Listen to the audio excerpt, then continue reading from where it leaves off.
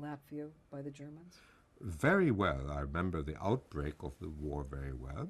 Actually, that happened, the war, the Germans invaded on a Sunday morning, early morning. Saturday night, my parents went to sleep only at 3 or 4 because they played cards at our house. There were about 6 or 7 ladies, played the Kunken. And suddenly, early in the morning, there was lots of noise, bombs being dropped, etc. on that Sunday morning, June 22nd, 41. And now we had a terrace in the rear. A balcony, not a terrace actually, only a balcony. We all went out to see what happened.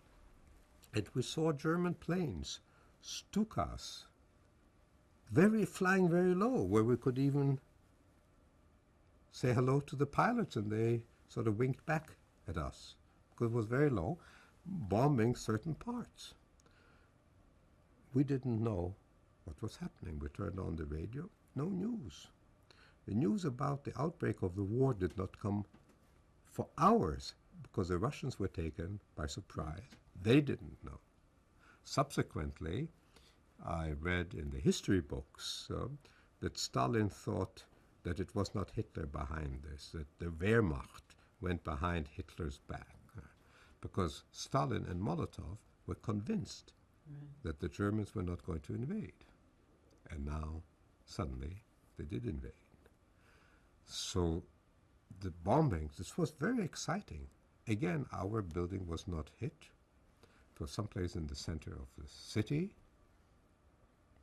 I did not immediately see any ruins, but as the Germans were moving closer, they occupied Libau 1 week after the outbreak of the war.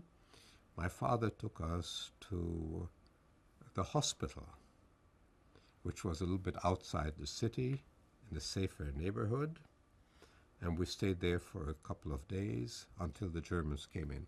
But during the bombardment, we also stayed one night in a basement in the center of the city, in a kind of a polyclinic, a small hospital. And there I saw a lot of the destruction already. And that became too dangerous to stay there in the center of the city, because this was being bombarded by the German Navy and subsequently by the Army.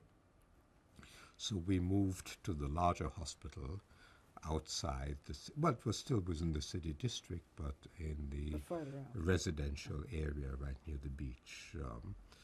And I distinctly remember when the Germans arrived, the Latvian doctors asked my father to accompany them to, quote-unquote, welcome the Germans with roses, etc.